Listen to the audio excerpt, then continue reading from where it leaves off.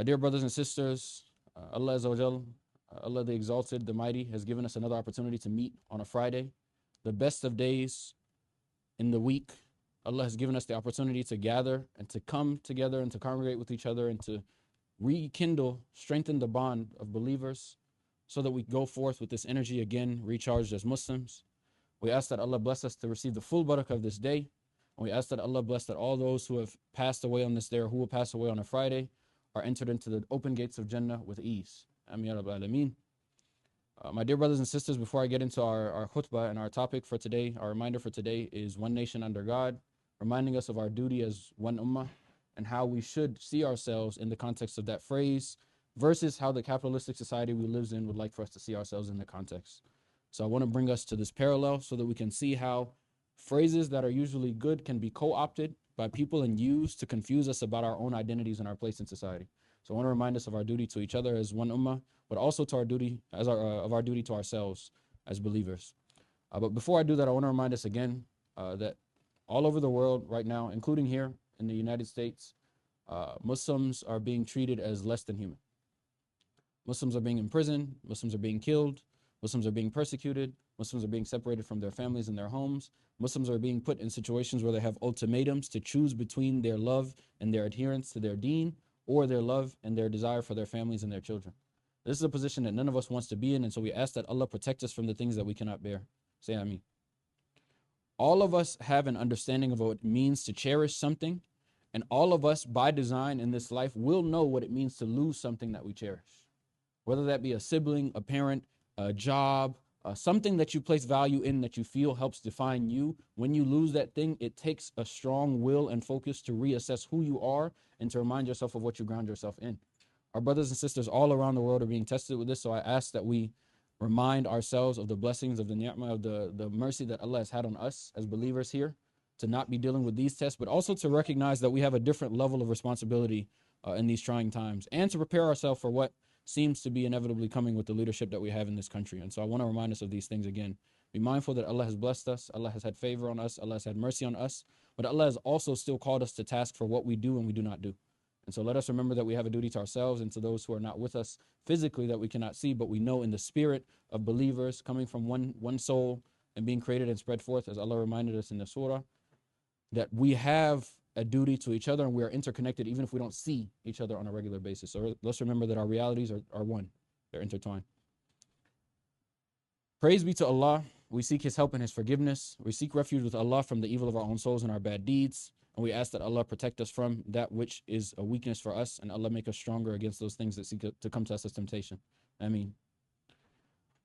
I come to you with a reminder again that as an ummah, we're seeing this collectivism of people who are standing against truth and justice. I'll put it plain. I won't say the Muslims. I won't say that they're standing against one group. We see many different forms of groupthink. The last time I was with you all, I talked about xenophobia and groupthink and how it corrupts the psyche. We're seeing people come together to form their identity and to stand for concepts that are purely hate-based and motivated concepts.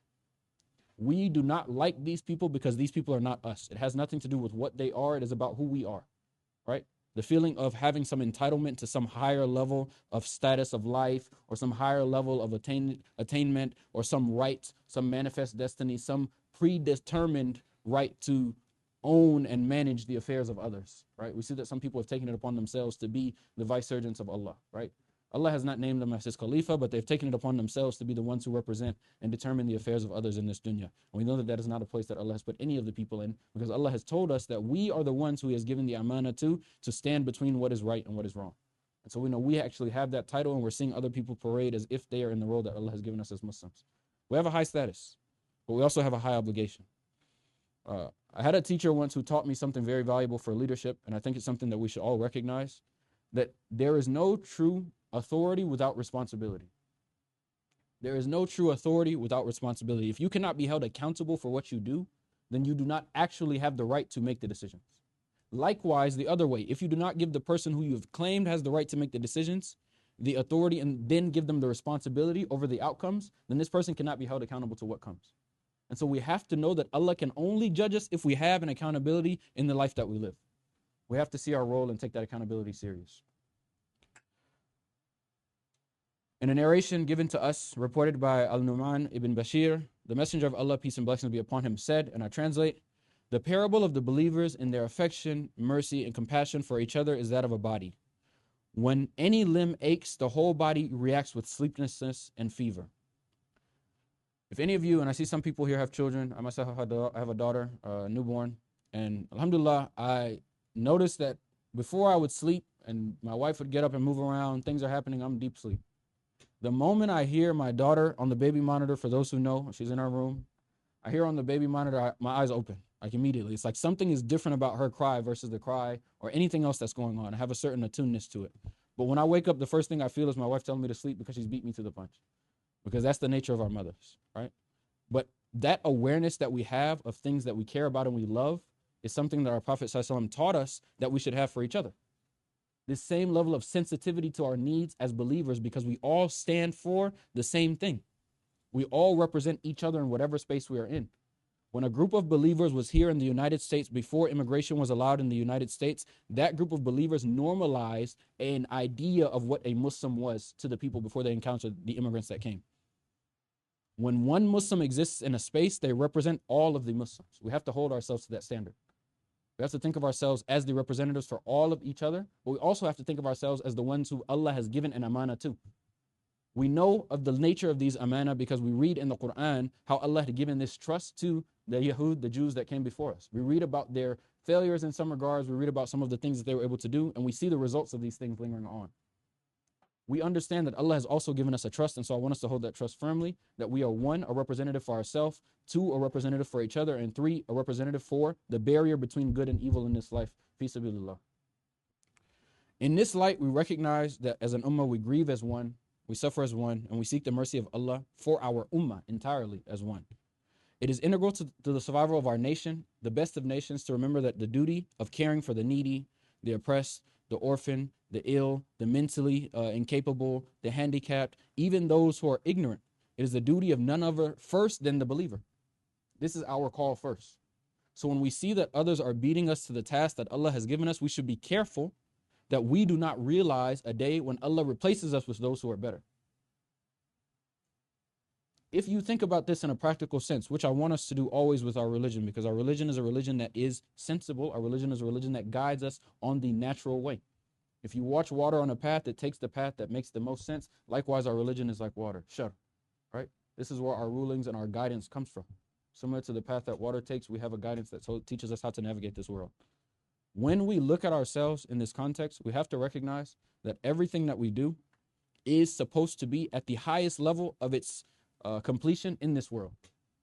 When you look at ihsan, when you look at excellence, you expect to see a Muslim representing the standard for anything that you look at. That is positive. And may Allah protect us from being the standard representatives of those things that are negative or displeasing to Allah. We see that this is a thing too. If we look at our own community, we see who's owning the stores that are selling the illicit materials. We see who's owning the restaurants that are selling all of the sugar, right? I consider this a drug. We see that people are addicted to sugar. This is a real thing.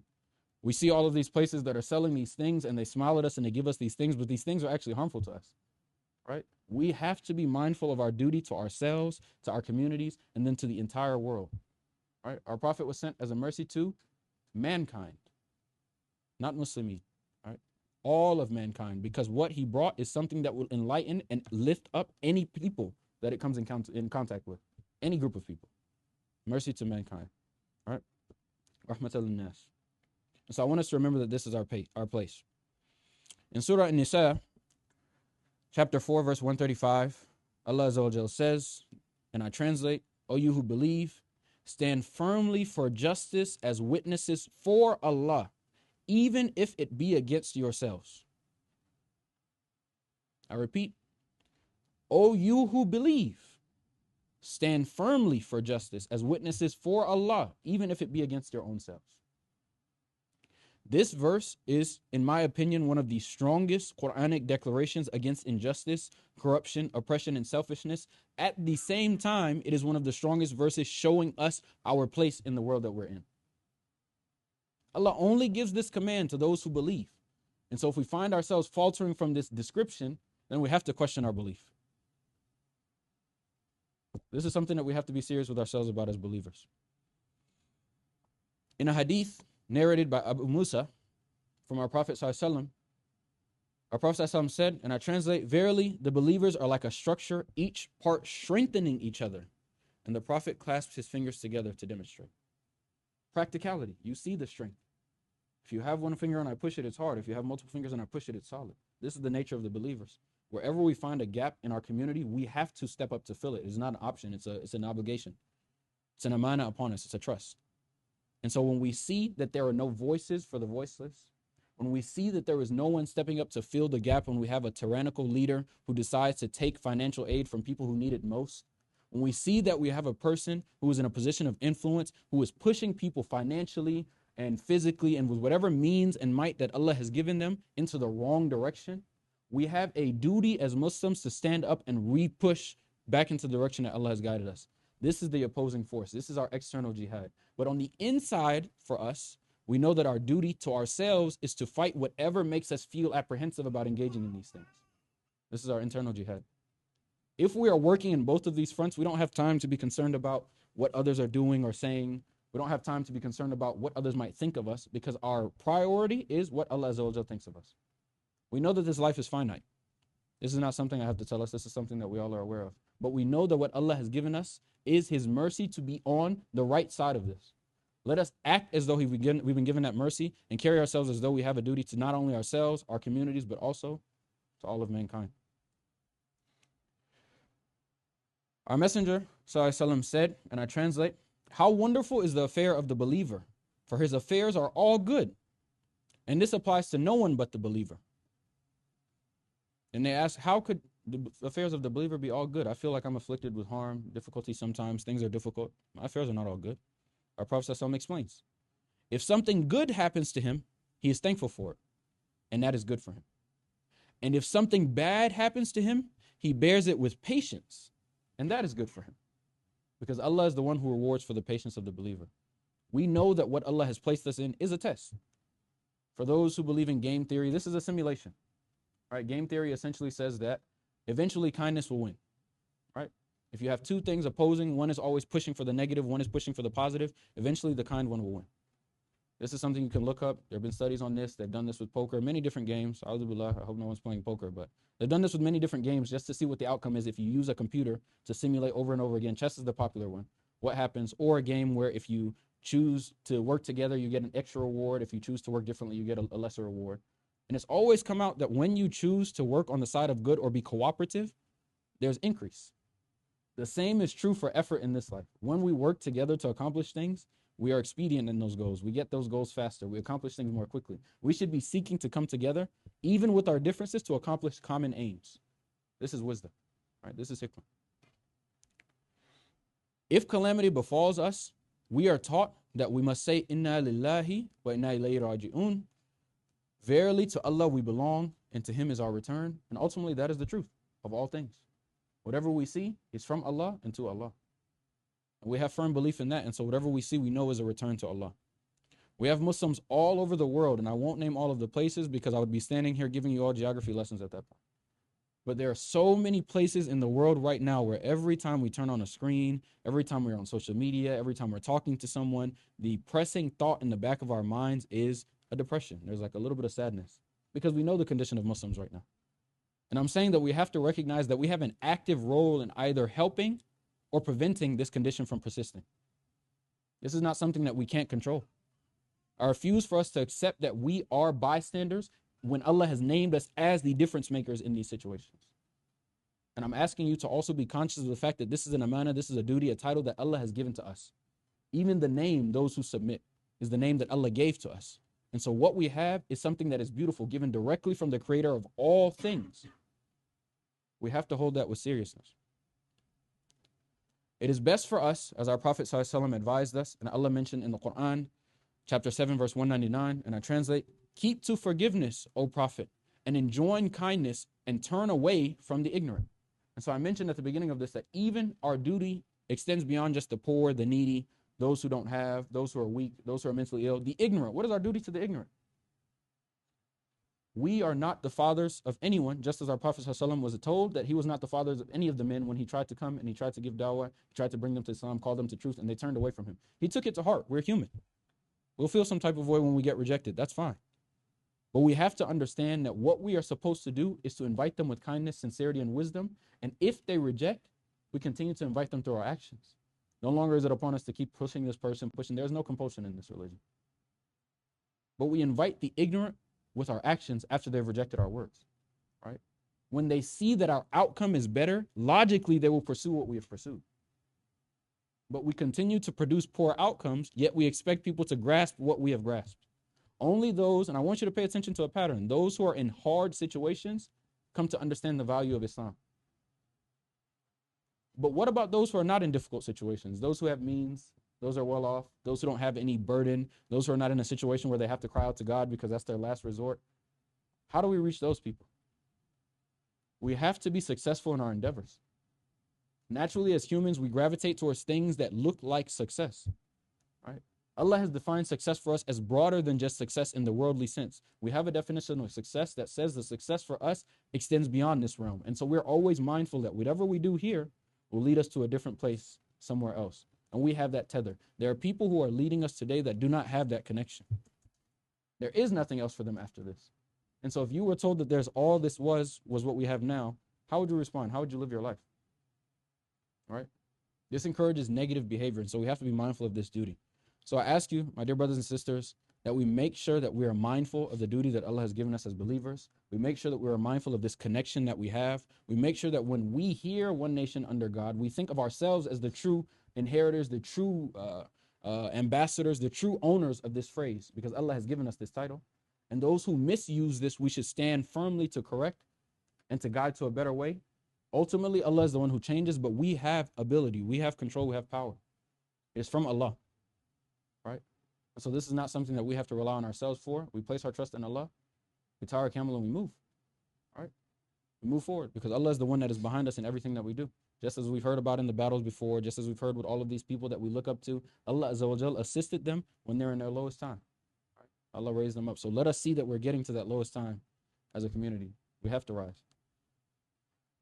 I ask Allah to forgive me for anything that I've said that is incorrect, and I ask that Allah have mercy on us and allow us to be from amongst those He forgives. أقول قولي هذا وأستغفر الله لي ولكم فاستغفروه إنه هو الغفور الرحيم.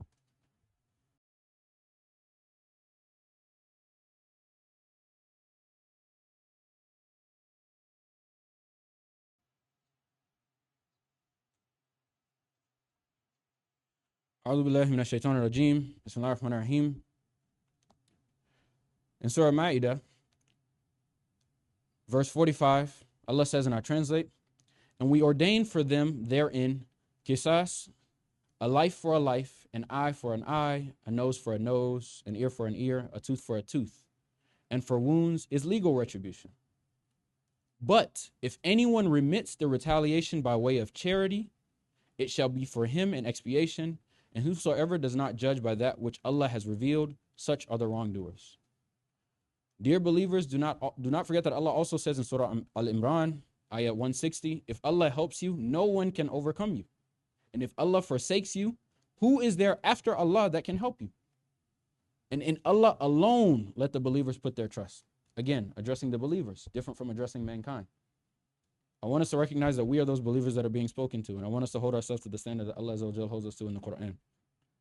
Our Prophet ﷺ said, the strong believer is better and more beloved to Allah than the weak believer, although both are good.